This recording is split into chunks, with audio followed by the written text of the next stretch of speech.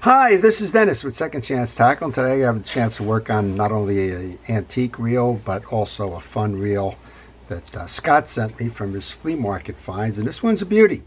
This one is the Shakespeare True Blue 1956. Now, don't be deceived into believing that 1956 is the date of the reel. It is not. So Shakespeare, I wanted to say Pfluger, Shakespeare has a model code that actually is the dating. So this is model FK, and well, those of you that have watched my channel know there's a secret decoder out there. The F is the 5, the K is the 1. So this reel was actually made in 1951. What a beautiful survivor. It's nice and shiny. It's got a little bit of dirt. It's a little bit quiet in terms of performance, but we're going to show you how it was made. We're going to take this thing apart. We'll service it. We'll get it back to Scott, and hopefully he's going to tie it on a reel. Reel and rod combination there, and take this one fishing. So this reel is what's known as a knuckle buster. So you can turn the reel, but it also turns backwards.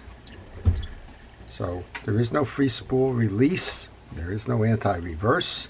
To cast, you simply hold your line and throw.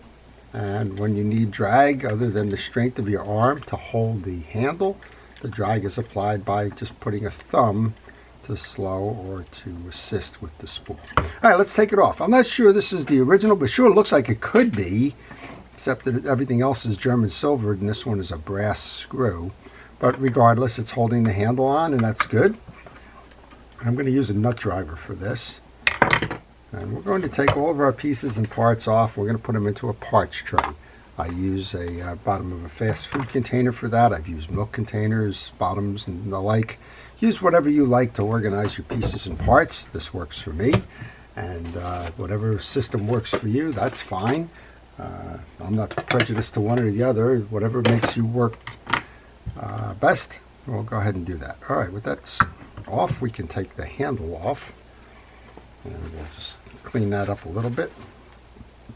Just some dried grease. That's kind of what I'm feeling in the performance of the reel as well. Just going to use a kitchen scrubby with a little bit of rod and reel cleaner on the back to make sure that the grease comes off the handle. And we have 2 screws holding the case on. So this is a micro driver. I have a little set of them. I think I got them from Harbor Freight. They weren't very expensive, maybe $5. But those micro screwdrivers come into handy quite a bit, and it probably should be a staple on your workbench. Well, as we're taking off these exterior pieces and parts, I want to encourage you to subscribe to my channel. And if you do subscribe to my channel, please hit that notification button. That'll let you know when I'm posting videos of the reels that I'm servicing in my shop, and you'll have a chance to make a determination as to whether that's one you want to see or not. Today we're working on a vintage bait casting reel. Tomorrow might be a large surf spinning reel, followed by a trolling reel, and maybe even a low profile bait caster for bass fishing. Never know what shows up, and you're kind of looking over my shoulder as we take a measured approach to servicing these. Well, all I have to do now with those 2 screws is to remove the drive side. You're going to notice underneath we have a click ring, and we just have the grease cap on the back here. That's it. But we do have good access to the cleanup pieces here, so let's go ahead and do that.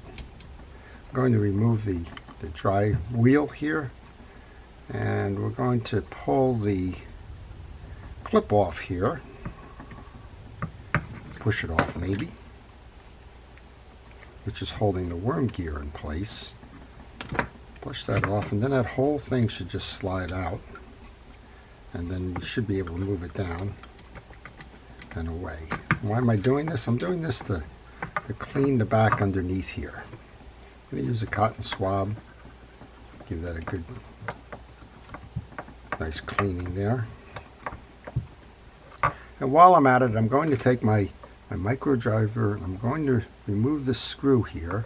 This is a set screw that holds the pawl in place. There's a little cover here. Be very careful with these. These are irreplaceable at this point.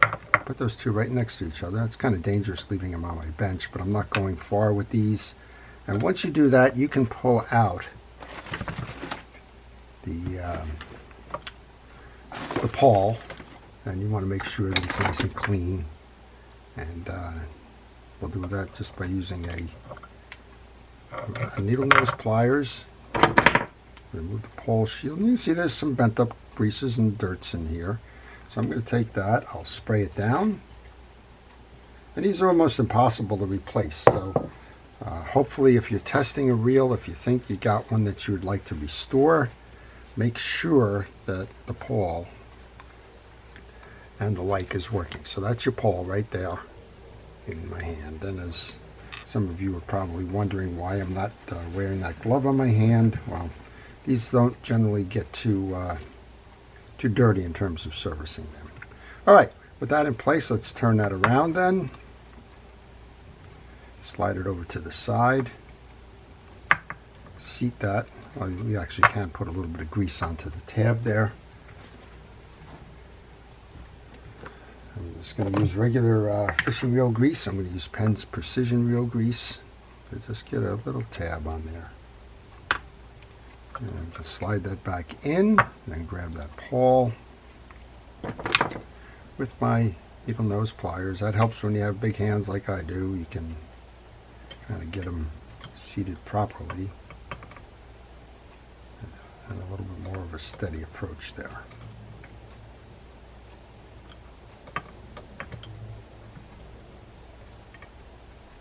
Okay, with that in then, you're going to go put that clip back over.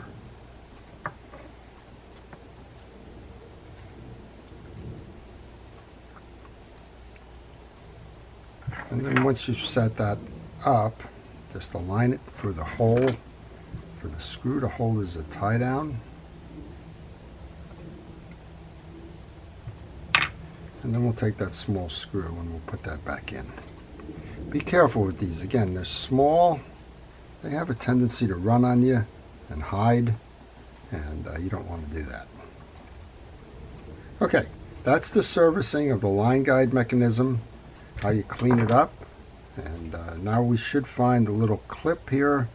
Go ahead and pull that clip back on to hold that in place. And then we just want to check the teeth on the drive gear. They all seem to be fine. Set that drive gear over, and again, a little bit of grease on there. You don't need to put a lot, but a little bit of grease on there is fine. All right, check the spool now. We can remove the spool. The spool has the gear right on here. So if you're looking for where the gear is, it's part of the spool itself. Check the teeth. Make sure you're all good with the teeth. And I do believe that you can probably remove that. I don't think it's pressed on, but it's probably been on there a long time. So we're just going to leave it alone. And I'm also going to put the grease onto the back there. You can put some grease into the cup here that's going to be your adjuster and your bearing shield. And while the spool is out, I'm going to use a scrubby pad. I'm going to use a little bit of rod and reel cleaner. And we're just going to clean up the inside since we now have access to it. As I mentioned, this is usually German silvered. They're beautiful finishes on the reels. This may be brushed, I'm not quite sure. Either way, it's a nice reel, and this is a great time to go ahead and clean that up. Once we do that, let's just grab a paper towel to wipe off some of that stuff. And we can reseat the spool. Alright, that's what it takes there. Let's come over to the drive side then. You can see it's very simple. There is no anti-reverse mechanism in this thing at all. And there's just a little bit of dried grease, so I'm going to wipe that out. And then we should have a two-piece gear here, if I remember the setup.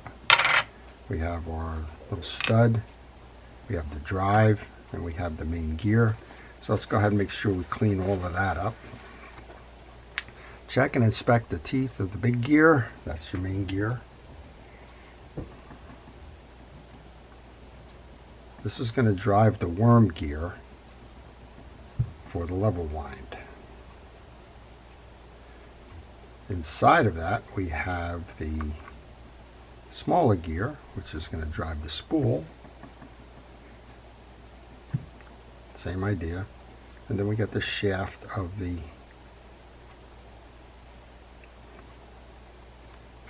gear like that. There you go. And then all of that, I want to get some grease onto the shaft itself.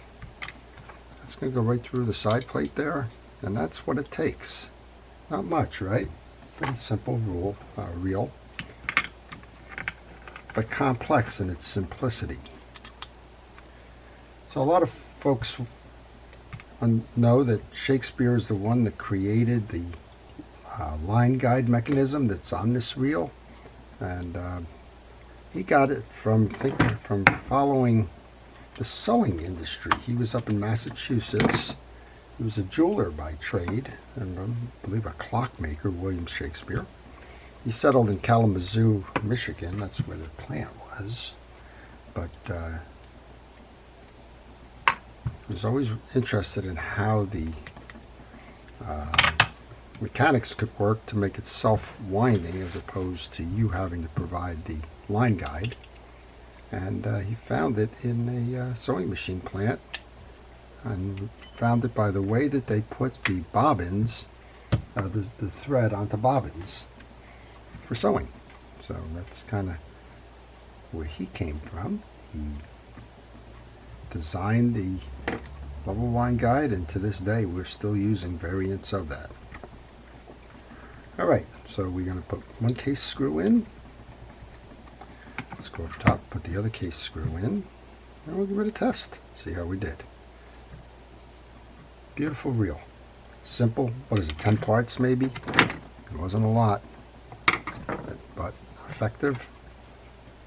And certainly something that you can take fishing today. And I hope Scott does take it fishing. I hope he had mentioned at one point in time that there's some tournaments out by him on the West Coast that are old-time tackle tournaments. You must use old gear. And this would be ideal. Maybe even find a metal rod for it. Find a 5-foot or maybe a 5.5-foot steel rod, pre-fiberglass, and have a ball with it. Well, look at this. Isn't this thing a reel of beauty? It's the Shakespeare True Blue. As I mentioned, it's a basic reel, but it's not a cheap reel, and it's not a poorly made reel. It's high quality materials throughout, smooth operations, beautiful performance. 1951, 72 years ago now. Wow, 71 years now. Cool. Very beautiful reel. I hope you've enjoyed that. If you do, please like the video. If you want to see more, again, please subscribe. And if you do subscribe, hit the notifications. To all of our first responders and essential personnel, thank you for everything it is that you do to keep us safe. To everyone, please stay well, stay watching, and have a great day fishing. This is Dennis with Second Chance Tackle.